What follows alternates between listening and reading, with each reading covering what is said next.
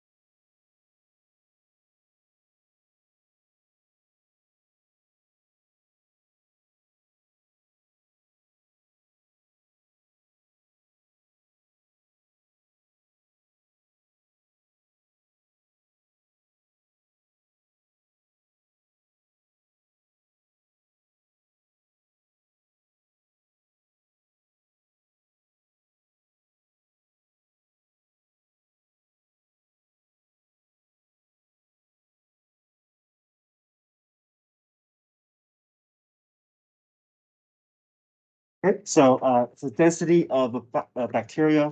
This is page 7.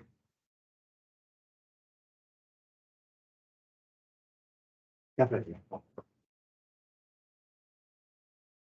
Density of bacteria population in a circular petri dish at a distance r centimeters from the center of the dish is given by an increasing differentiable function f,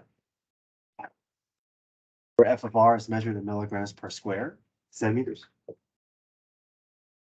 Values of f of r are selected. Selected values of r are given in the table. Use the data to estimate f prime of 2.25. This is sitting at f of r, so f prime is just the slope or derivative.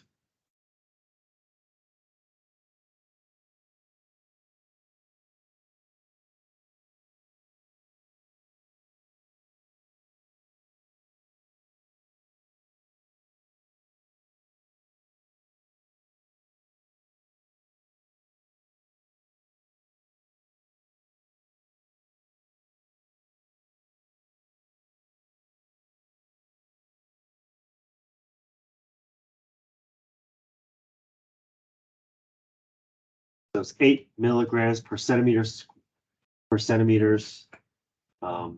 squared per centimeter. Per square centimeter. So basically it's the change in this unit over the change in this unit. So it looks messy, but you just have to, follow whatever it says here.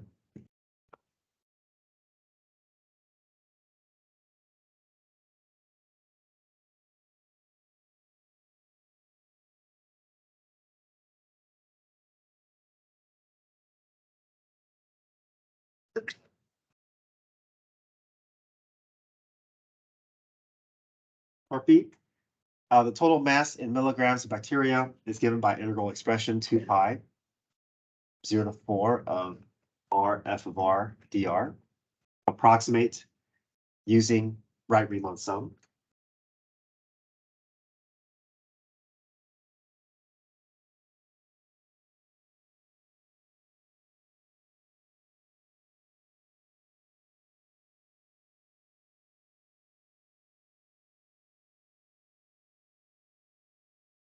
So for right-Riemann sum, we're also pulling the appropriate r value. So r times f of r dr. So f of r, this is kind of strange. This is not your normal Riemann sums problem.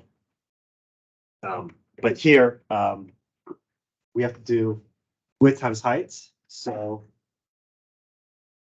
1 times 2, and then 1 times 6, 0.5 times 10, and then 18 times 1.5. But they also have this r in front of it, so we also have to pick out the right endpoint of the r value. So it's going to be 1 times 1 times 2, 1 times 2 times 6, 0.5 times 2.5 times 10, 1.5 times 4 times 18. This is, yeah, it's kind of a little bit strange. This is not your usual Riemann sum, so I would say don't worry too much about how this looks so strange and different from other ones that we've seen.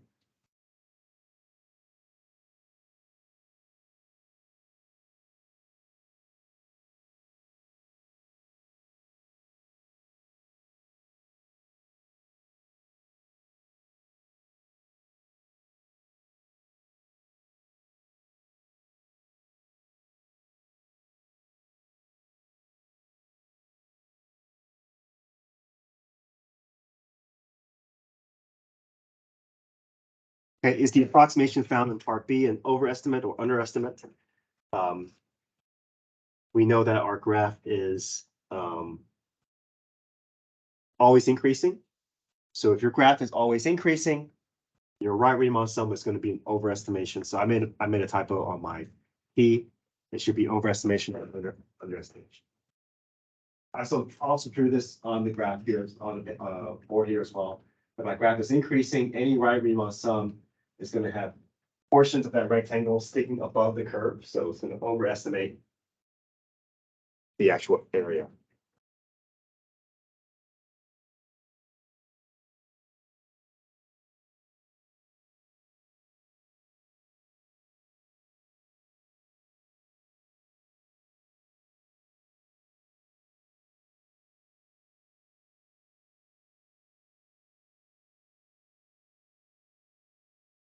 Okay. The density of a bacteria in the petri dish from 1 to 4 is modeled by the function g defined by E of r. For what value of k between 1 and 4 is g of k equal to the average value of g of r on the interval from 1 to 4? So we know what g of r is. We can take that value. Average value of g of r, we can do that by going through average value theorem. So our average value in your calculator is 9.8757.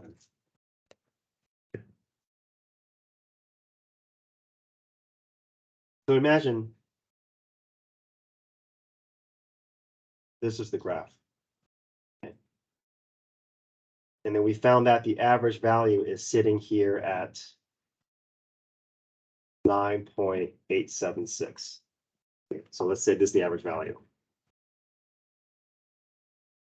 Okay. We found that here using your calculator. And now what it's asking for is, where is that average value going to live? What's the x value where that average value lives?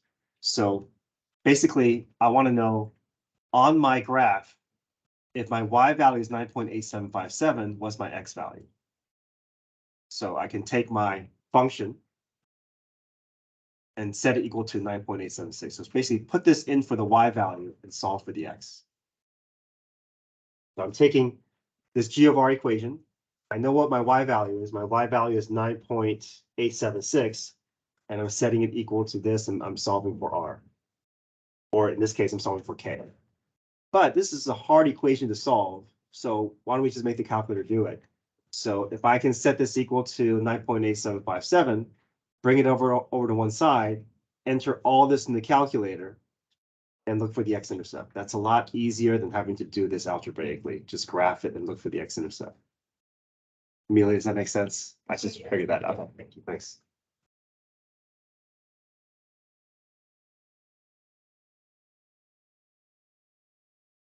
So it's a mess, but the calculator can handle this for you. You're going to graph it, and then you're going to have to adjust your bounds potentially, but usually we'll get an x-intercept. That is a tough one here. But it's still within our ability in terms of average value and solving for finding the location of that average value.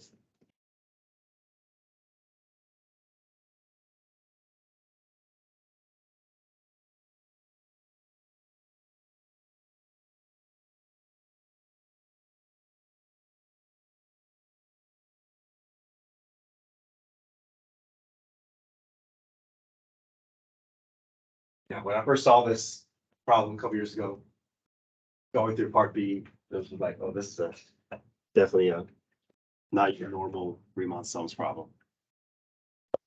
Okay, page 8.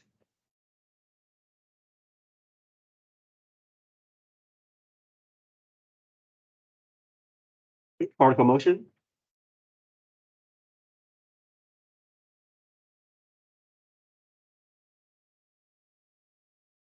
A particle P moving along the x-axis, the velocity is given by v of t.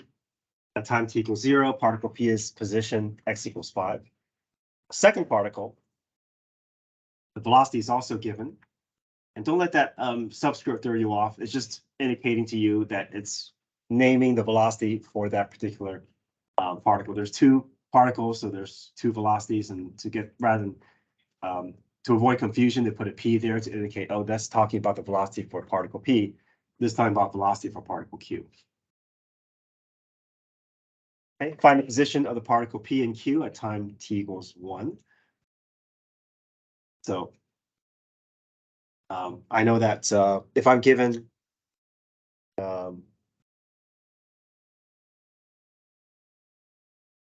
my initial position and I'm given velocity, I can go through my formula, final position equals initial plus displacement.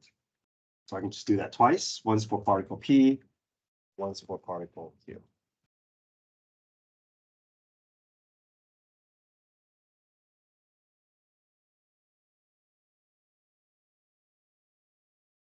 So for particle P, I'm looking for x of 1. I know x of 0, so I just have to figure out how much progress I made in that 1 second, that time interval from 0 to 1.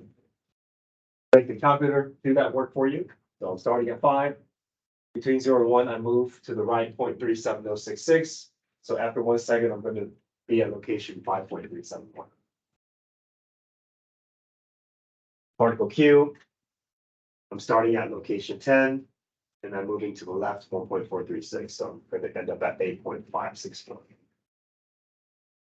Okay, so I really encourage you guys to memorize this formula. There are variations of this, but this comes in really handy for a lot of particle motion problems.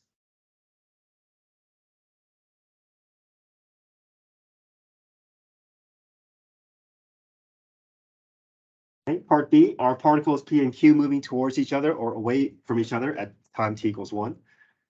So we can just figure out the velocity value at 1, right? If one is positive and the other is negative, and they're both to the left and to the right of each other, they should be either moving towards or away. So first, we see that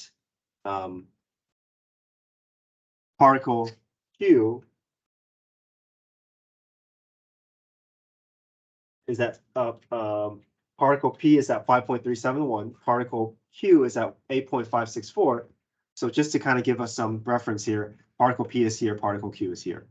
Well, if I can figure out what the velocity at these times are, I should know which direction they're moving in. So if I plug 1 into velocity for P, I'm going to get sine of 1 and 1.5, which is positive.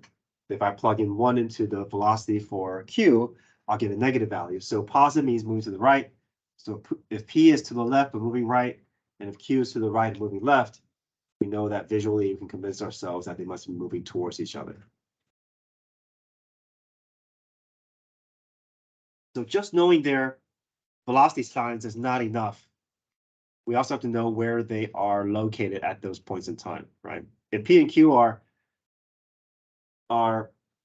if the flip-flops, right? And if P is to the right and moving right, and Q is to the left and moving left, then they're moving away from each other. So we have to know their position as well as their movement in order to make the conclusion whether they're moving towards or away from each other.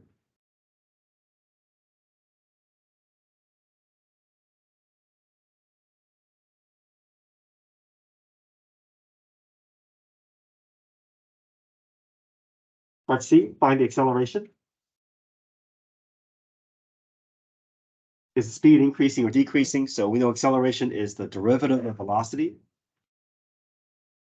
So we take particle Q, find the derivative, but this is calculator portion, so we can make the calculator do the work for us. We can do math 8 of this function at 1.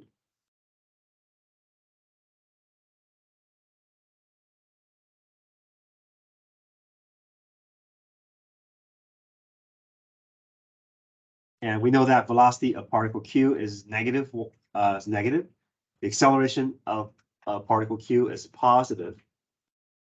So opposite signs, velocity acceleration indicates that the speed is decreasing.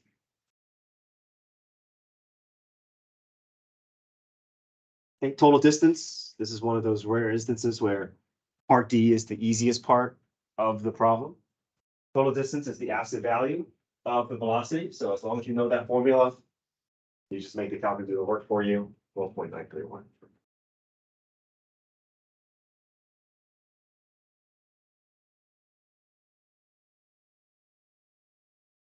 Make sure you know how to get to that absolute value notation there. If you do math, number, ABS. Also, I think alpha window also pulls that ABS menu up.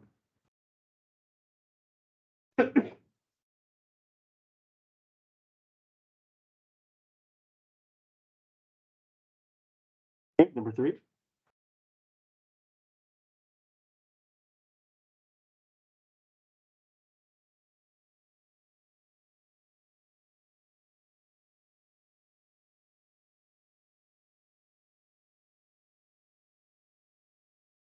Yeah, this is a 2021 was a tough year for FRQs.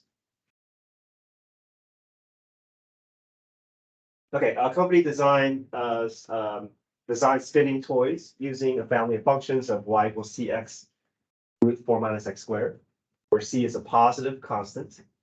The figure above shows a region in the first quadrant bounded by the x-axis in the graph of cx root 4 minus x squared for some c. Each spinning toy is in the shape of a solid generated when such a region is revolved by the x-axis. So the spinning toy, this is only a cross section this being rotated.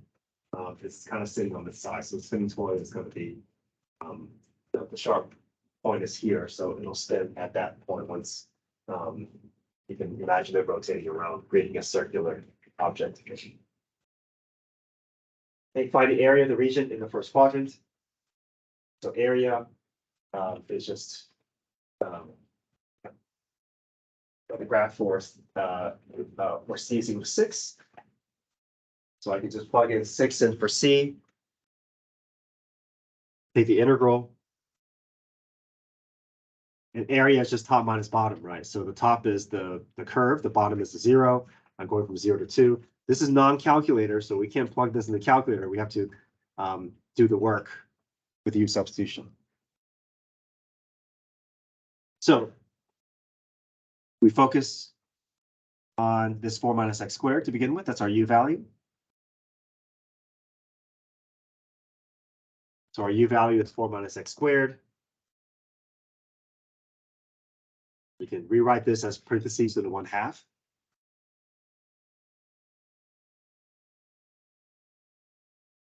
Du dx equals -2x, solve for dx equals du over -2x. Replace the 4 minus x squared with u. I push that out as a u to the 1/2. Dx becomes du over dx becomes du over -2x. The x's cancel out. The 6 and 2 reduces. -3 integral u to the 1/2. Go through power rule. Once you go through power rule, make sure you bring back your original variable, and then you can plug in your upper and lower bound. Yeah, practice doing this without a calculator because this is not that much section. Now, having said that, you can leave your answer in this mess and not having to get all the way to 16. This will be acceptable as well.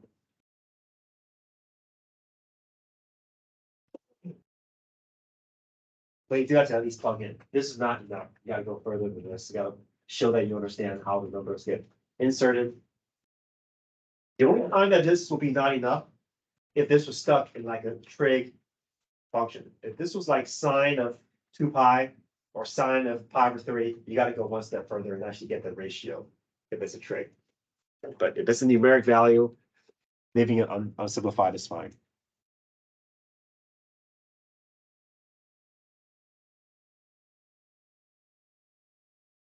Part B, it is known that this curve has a derivative of shown here. So they work out the derivative for us. For a particular spinning toy, the radius of the larger cross section is 1.2 inches. So you know that the largest cross section means the largest radius. You can tell the largest radius is going to be at the point where the furthest distance can occur.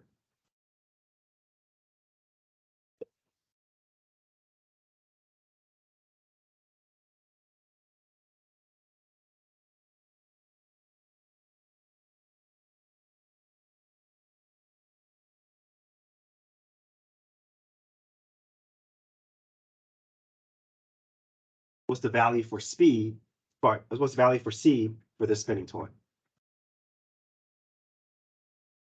So we have to make some connection here because the largest cross section is also going to occur at the highest point, and the highest point is where the derivative is 0. If we know dy dx is 0, we can set that portion equal to 0.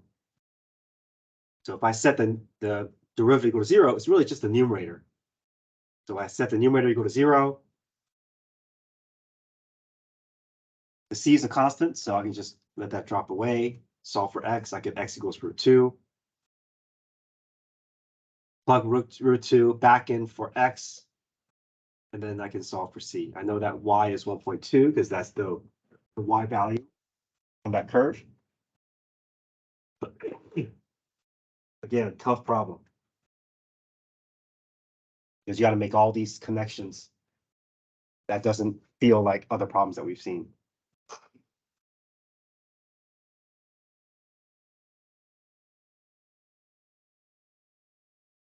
But if you see a problem like this, all you're trying to do is you're trying to earn as many points as possible.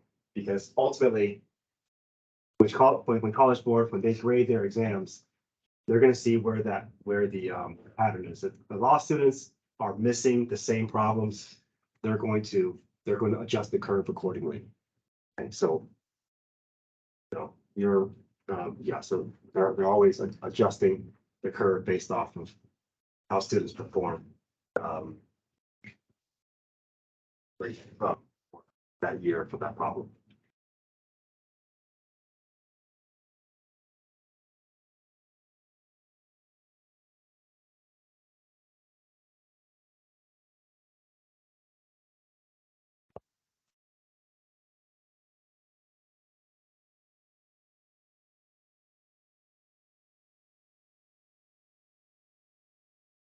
Okay, part C.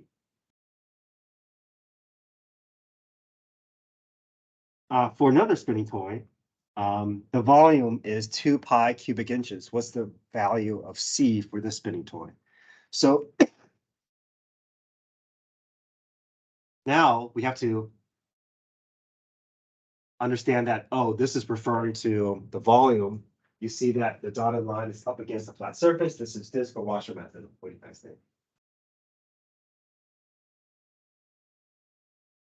Dotted line right up against that flat surface, disk or washer. Washer. Well, washer would be if there's a gap, right? Disk would be there's no gap. Only one radius is needed. So we're going to go through this method. So our radius is just top minus bottom. The top is the cx √4 minus x squared. I know that c just makes it more complicated because this feels like just another letter to deal with. Let's just treat that c as some unknown number and just hold on to that accordingly. So your radius, your bounds from 0 to 2. Pi big R squared. So go ahead and set it up. Pi big R squared. You don't have your calculator, so you're working by hand. Clean this up as much as you can. That square is going to affect everything inside that bracket. So c squared, x squared. Nice thing is the square root goes away. Pull the c squared out in front, but you know it's just going to be some coefficient. It's not going to matter. That's nice. If you pull it out, it makes it easier to see. Oh, I can just handle this portion of the power rule. Go to the power rule, plug in 0 to 2, clean it up. And then you're just, you know that ultimately your answer is 2 pi, and they give this to you because they want you to solve for this unknown c. So if you know that your volume with that c is pi c squared 64 over 15, you set that equal to 2 pi. Clean up, solve for c, get all the way down to plus or minus √15 over 32. But c is a positive constant. They told you that at the very beginning of the problem. So it's going to be positive √15 over 32. Yeah, really challenging problem here.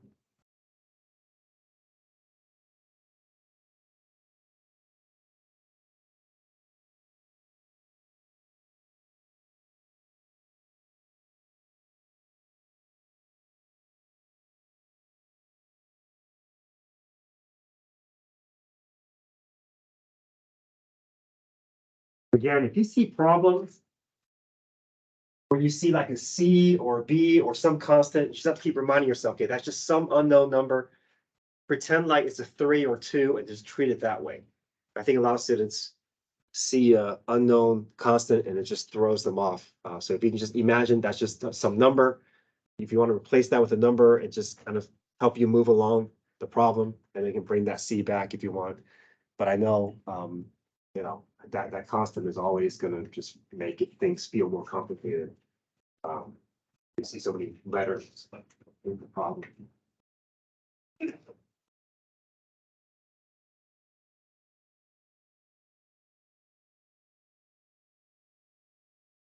All right, let's keep going. Let's go to number 4.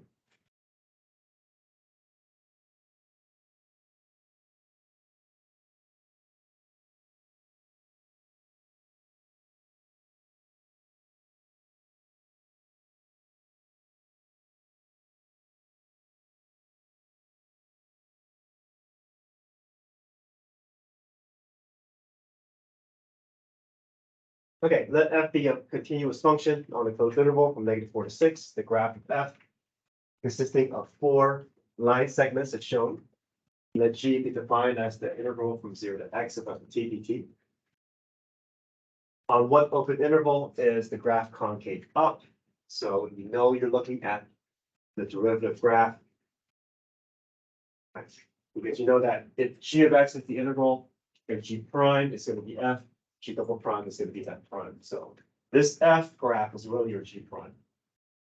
So if you're looking for concavity on the g prime graph, you know you're looking for your peaks and valleys. The peaks and valleys of your g prime graph will be your places where you achieve concave up, points of reflection.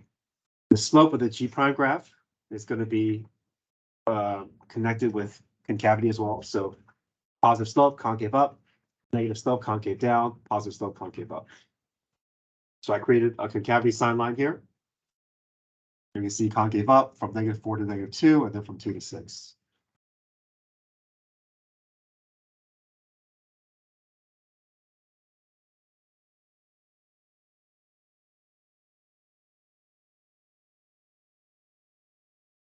Part B, let P of X equal to uppercase G of X times F of X, find P prime. We have to recognize the need for a product rule. We can't just say G prime times F prime. That multiplication tells us we got to go to the product rule. So let's set a product rule here, G prime F plus U F prime.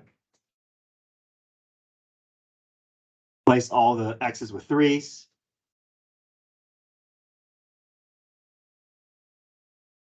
F of 3 and F prime of 3, you can just look at the graph, either the order pair or the slope.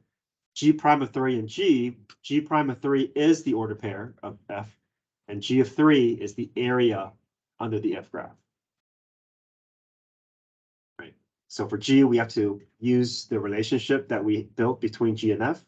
And for F and F prime, we can just look at the graph. So G of 3 is the area from 0 to 3 of F of T. So from 0 to 3, let's see, this is area of 2.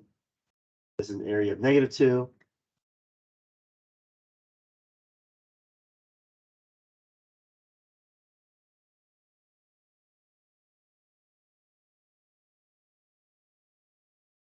All right, 2 minus 2 minus 3.5 is going to be -3.5. So G of 3 is going to be -3.5.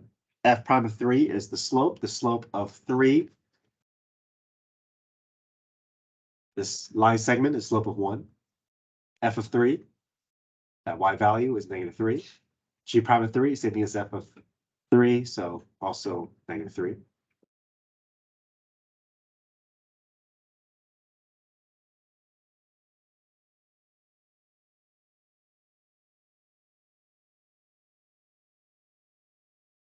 Part C, limits. So if I see a limit problem, I'm always trying to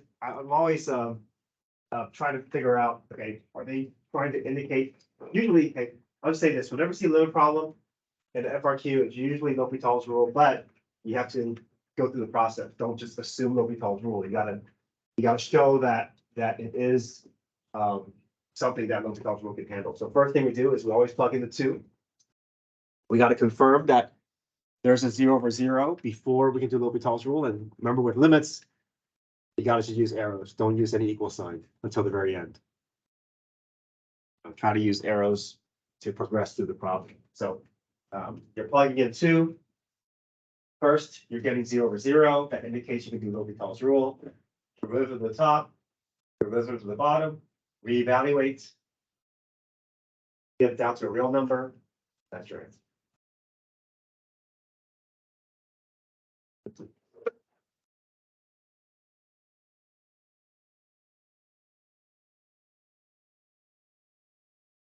Part D says find the average rate of change of g. So average rate of change, another word that's saying find the slope between two endpoints of the g function.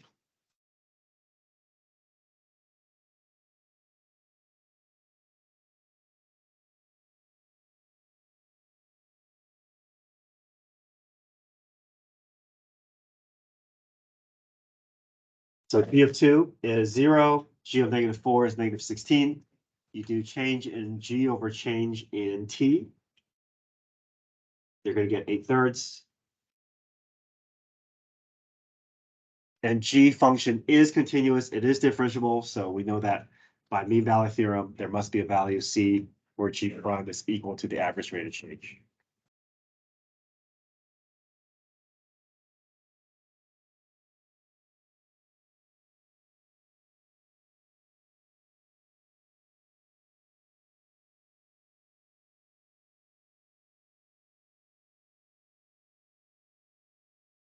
All right, let's keep going. Number 5.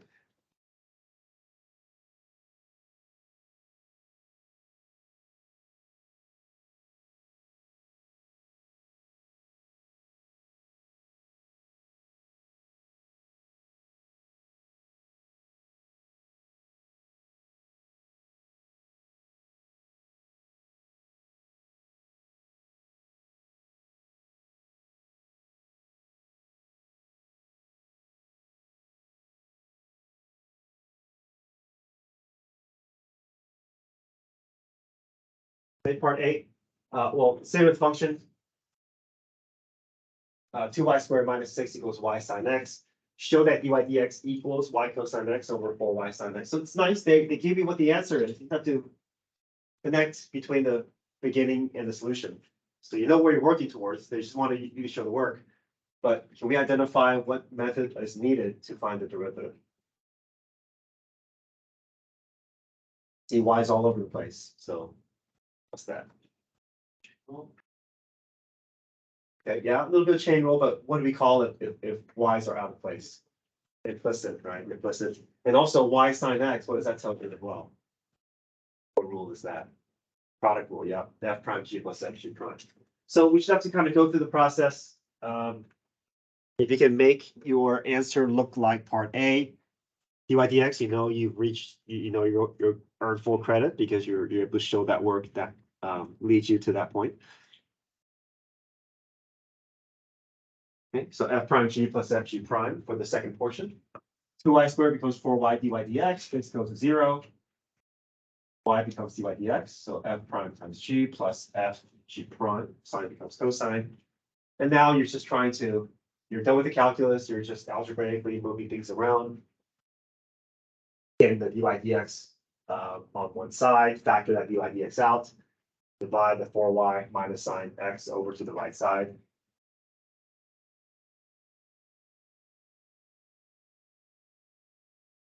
Part B, write the equation in the line tangent. So find the ordered pair. Well, the ordered pair is given to you. Find the slope. The slope comes from that dy dx. So just plug in 0 over 3 in for sine and cosine for x and y. So √3 cosine of 0. Cosine of 0 is 1. Sine of 0 is 0. So √3 over 4 √3 is 1/4. You got your ordered pair. You got your slope. Slope form.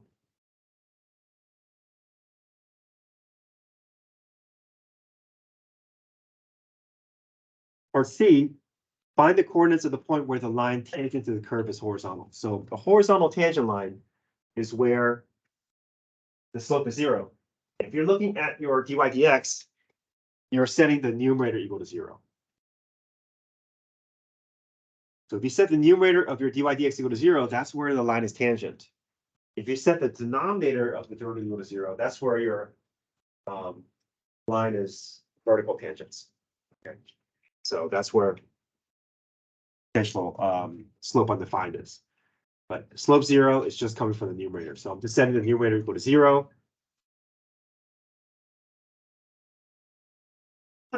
I know y is just some number.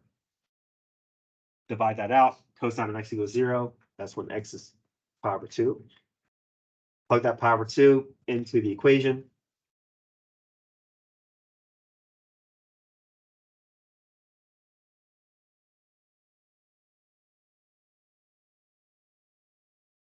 Work backwards, solve for that y.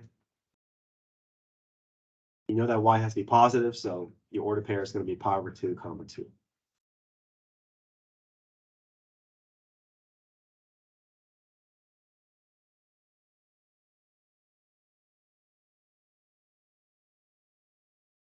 Okay, part D. Determine whether the function has a f has a relative max, relative min, or neither at the point found in part C.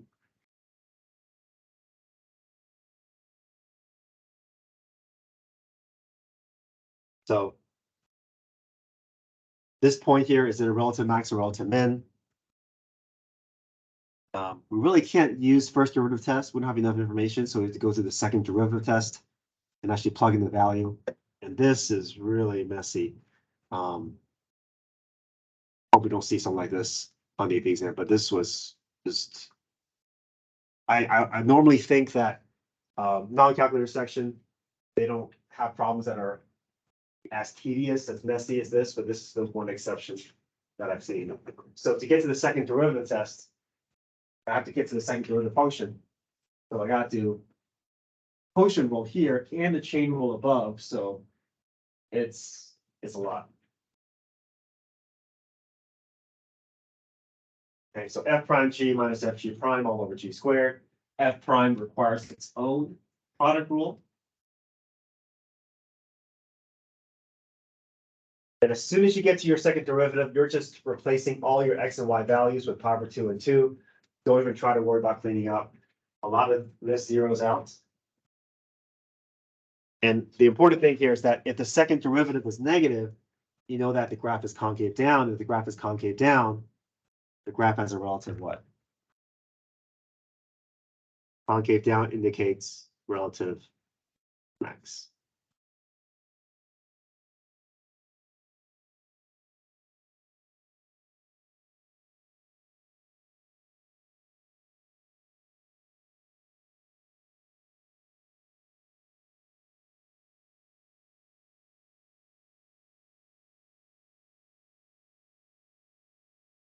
Okay, number 6.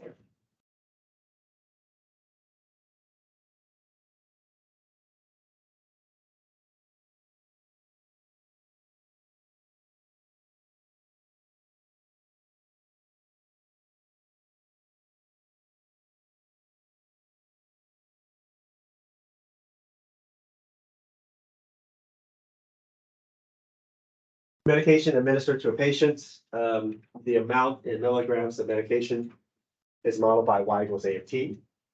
Satisfies the differential equation. D by dt. The portion of the slope field is given below. Sketch the solution. So when you sketch a solution, all you're doing is you're just making sure that your curve goes through the order pair that they want you to go through, and then just follow the flow of the graph and just draw the sketch of the graph following the flow of the graph. Okay. Nothing fancy. You're just showing where at a certain point, where these curves are kind of leading you towards. So we know that as we approach infinity, that a of t is headed towards that asymptote, right? It's not approaching infinity, the amount of medication is approaching 12 milligrams. So it's going to kind of flatten out so that it's always getting closer and closer towards this line, this a of t equals 12. Okay, use separation of variables to solve for y equals a of t. So we go through our differential equation, solving differential equation. steps, cross multiply. Once you cross multiply, see if all your variables are in place. The 12 minus y is out of place, so divide by 12 minus y. So use substitution on the left side, power rule on the right side, y is on the left, t is on the right. Ends up being use substitution, ends up being natural log, but got to keep track of the fact that there's a -1 that's going to come out of that derivative. So we got to hold on to that -1. Negative natural log F's value of u. And then once you take your antiderivative, you can do whatever you want in terms of if you want to solve for y first, you're going to solve for c first. If I see that it's an easier problem, so sometimes I solve for y first, sometimes I solve for c first. In this case, I decided to solve for c first. Then once you solve for c, raise everything base e, and then you're trying to solve for y.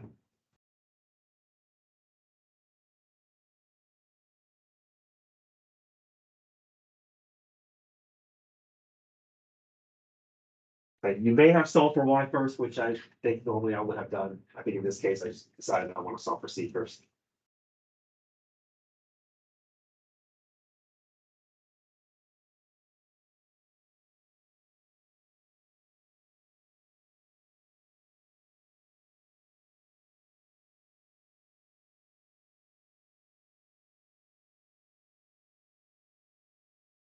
Okay, finally.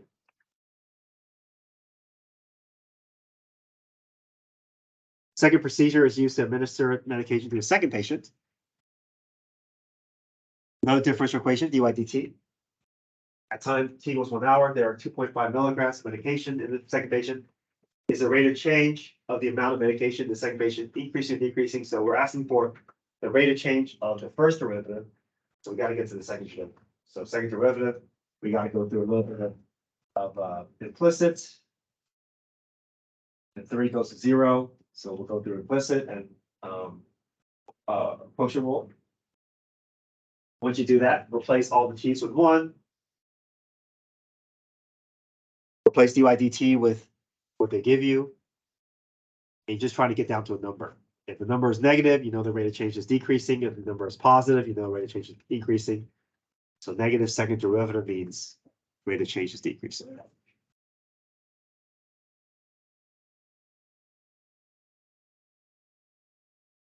Just wanted to highlight all the steps for each of the FRQs. And tomorrow we'll continue picking up with the 2019 FRQs. Okay, all right, go get your phones.